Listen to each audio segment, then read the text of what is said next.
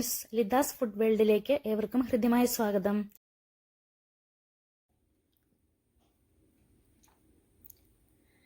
ഇന്ന് ഞാനിവിടെ തയ്യാറാക്കാൻ പോകുന്നത് തക്കാളി ചേർത്തുള്ള ഒരു മോരുകറിയാണ്. വളരെ പെട്ടെന്ന് ഇതുണ്ടാക്കാൻ പറ്റും. നമ്മൾ തേങ്ങയൊന്നും അരയ്ക്കാതെ നല്ല കുറുകിയ മോരുകറിയാണ് ഉണ്ടാക്കുന്നത്. അതിനാവശ്യമായിരിക്കുന്ന ഇൻഗ്രീഡിയൻസ് എന്തൊക്കെയാണെന്ന് നമുക്ക് നോക്കാം. ഞാനിവിടെ 1 ലിറ്റർ നല്ല തൈര് മിക്സിയിൽ അടിച്ചു വെച്ചിട്ടുണ്ട്. അതിനാവശ്യമായ വെള്ളം നമുക്ക് പിന്നെ ചേർത്ത് കൊടുക്കാം.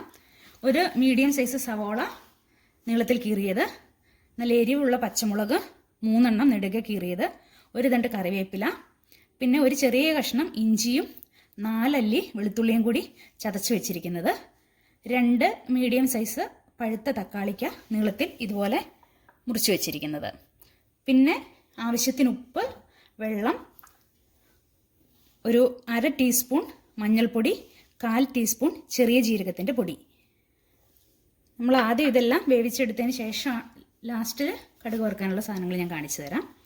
അപ്പം ഇത് നമുക്ക് ആദ്യം എടുത്തു വെച്ചിരിക്കുന്ന സവോള, പച്ചമുളക്, ഇഞ്ചി, വെളുത്തുള്ളി, പിന്നെ കറിവേപ്പില, ഇത്രയും സാധനങ്ങൾ നമുക്ക് മഞ്ഞൾപ്പൊടിയും ജീരകപ്പൊടിയും ചേർത്ത് അല്പം ഉപ്പും ഇട്ട് ഒരു ബൗളിലിട്ട് നന്നായി ഒന്ന് മിക്സ് ചെയ്യാം. കൈകൊണ്ട് തന്നെ നന്നായി ഒന്ന് മിക്സ് ചെയ്യാം.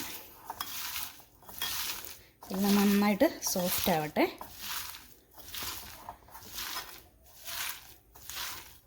ഇനി ഇത്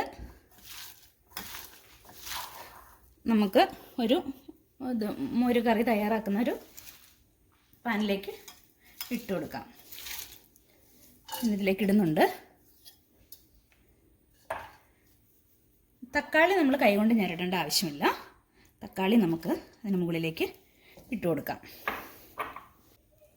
ഇനി നമുക്കിത് വേകാൻ ആവശ്യമായിരിക്കുന്ന കുറച്ച് വെള്ളം ഒഴിച്ചു കൊടുക്കാം. ഇത് നന്നായി ഒന്ന് ഇളക്കാം.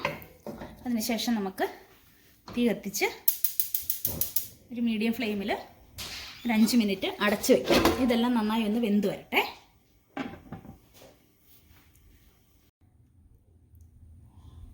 നമ്മുടെ മോരുകറിയിലേക്ക് താളിച്ച് ചേർക്കാനായിട്ട് ഞാനിവിടെ എടുത്തിരിക്കുന്ന ഇൻഗ്രീഡിയൻസ്: 1/2 ടീസ്പൂൺ കടുക്, 1/4 ടീസ്പൂൺ ഉലുവ, 1 തണ്ട് കറിവേപ്പില, 2 വറ്റൽമുളക് മുറിച്ചത്, 3 ചുവന്നുള്ളി വട്ടത്തിൽ എരിഞ്ഞത്, പിന്നെ 1/2 ടീസ്പൂൺ കാശ്മീരി ചില്ലി പൗഡറുമാണ്.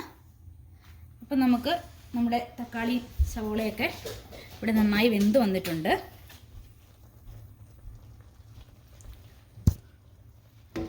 അതിലേക്ക് നമുക്ക് മിക്സിയിൽ അടിച്ചു വെച്ചിരിക്കുന്ന തൈര് ചേർത്ത് കൊടുക്കാം. തീ കുറച്ച് വെച്ചതിന് ശേഷമേ ചെയ്യാവുള്ളൂ. തൈരിങ്ങനെ പിരിഞ്ഞു പോകും ഒത്തിരി തീ കയറിയാൽ.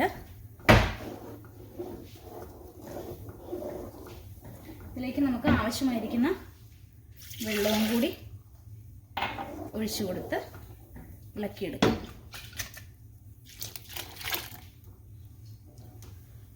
ഇത്തിരി നല്ല കുറുകിയ രീതിയിലാണ് ഇത് ഉണ്ടാക്കുന്നത്. ഈ സമയത്ത് നമുക്ക് ആവശ്യമായിരിക്കുന്ന ഉപ്പും കൂടി ഇട്ട് കൊടുക്കാം. നമ്മൾ തക്കാളിയെല്ലാം വേവിച്ചപ്പോൾ അല്പം ഉപ്പിട്ടിരുന്നു. അപ്പം തൈരിൻ്റെ പുളി അനുസരിച്ച് നമുക്ക് ഇട്ട് കൊടുക്കാം. ഇത് ഒത്തിരി അങ്ങനെ പുളിച്ചിട്ടില്ലാത്ത തൈരാണ്, അതുകൊണ്ടാണ് ഞാൻ 2 തക്കാളി ചേർത്തത്. തൈരിൻ്റെ പുളി അനുസരിച്ച് നമുക്ക് തക്കാളിയുടെ എണ്ണം കൂട്ടുകയും കുറയ്ക്കുകയും ചെയ്യാം. ഇത് നല്ലൊരു വെറൈറ്റി ടേസ്റ്റിലുള്ള മോരുകറിയാണ്. ആരും ഇങ്ങനെ ട്രൈ ചെയ്തിട്ടില്ലെങ്കിൽ ഒന്ന് ട്രൈ ചെയ്ത് നോക്കണം. കുട്ടികൾക്കും എല്ലാം വളരെ ഇഷ്ടപ്പെടും.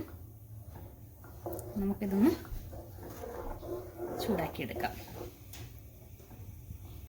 അപ്പോൾ നമ്മുടെ മോരുകറിക്ക് അരികിൽ നിന്നെല്ലാം നന്നായി തിള വന്ന് തുടങ്ങിയിട്ടുണ്ട്. അപ്പോൾ നന്നായിട്ടൊന്ന് ഇളക്കിയിട്ട് നമുക്ക് തീ ഓഫ് ചെയ്യാം. അതിനുശേഷം ഇത് അടുപ്പിൽ നിന്ന് മാറ്റി വയ്ക്കുക, അല്ലെങ്കിൽ ഇതിൻ്റെ തീയുടെ ചൂട് കാരണം ഇത് വീണ്ടും ഇരുന്ന് തിളയ്ക്കും. ഇനി നമുക്കിതിലേക്ക് കടുക് വറുത്ത് ചേർക്കാം. അതിനായി ഞാനൊരു ചെറിയ പാൻ വെച്ച് വെളിച്ചെണ്ണ ഒഴിച്ചിട്ടുണ്ട്. അതിലേക്ക് നമുക്ക് എടുത്ത് വെച്ചിരിക്കുന്ന ഇൻഗ്രീഡിയൻസ് ഇട്ട് കൊടുക്കാം. കടുക്, ഉലുവ, ചുവന്നുള്ളി അരിഞ്ഞത്,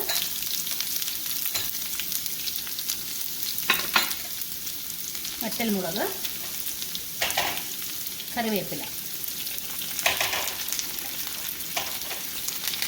നമുക്കൊന്ന് ചെറുതായി മൊരിയിച്ചെടുക്കാം.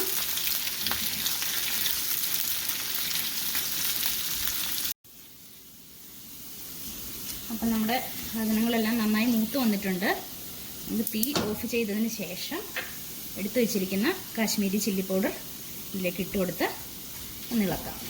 അത് തീ ഓഫ് ചെയ്തതിന് ശേഷം വേണം ചെയ്യാൻ, അല്ലെങ്കിൽ മുളക് കരിഞ്ഞു പോകും. ഇനി നമുക്കിത് കറിയിലേക്ക് ഒഴിച്ച് ഇളക്കാം.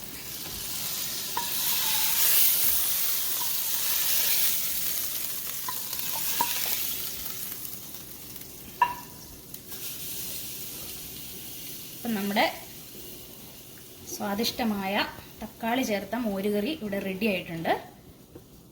വളരെ എളുപ്പമാണ് ഇത് തയ്യാറാക്കാനായിട്ട്. നമ്മളിത് സവോള വഴറ്റിയിട്ടൊന്നുമല്ല ഇത് ചേർക്കുന്നത്. അപ്പം നമ്മൾ ഇതുണ്ടോ, ഇപ്പോൾ ഇനി തണുക്കുമ്പം കുറച്ചുകൂടി നന്നായി കുറുകി വരും. അപ്പം നമ്മൾ തേങ്ങയൊന്നും അരയ്ക്കാതെ തന്നെ നല്ല കുറുകിയ മോരുകറി നമുക്കിവിടെ റെഡി ആയിട്ടുണ്ട്. അപ്പം എല്ലാവരും ഇത് ഒരിക്കലെങ്കിലും ഒന്ന് ട്രൈ ചെയ്യണം. ഇന്നത്തെ റെസിപ്പി എല്ലാവർക്കും ഇഷ്ടമായി കാണുമെന്ന് വിചാരിക്കുന്നു. ഈ റെസിപ്പിയും എൻ്റെ ചാനലും ഇഷ്ടമായെങ്കിൽ വീഡിയോ ലൈക്ക് ചെയ്യുക, ചാനൽ സബ്സ്ക്രൈബ് ചെയ്യുക, തൊട്ടടുത്ത് കാണുന്ന ബെൽ ബട്ടൺ കൂടി ഒന്ന് എനേബിൾ ചെയ്യുക. അപ്പോൾ അടുത്തൊരു റെസിപ്പിയുമായി മറ്റൊരു ദിവസം വീണ്ടും കാണാം. Thank you.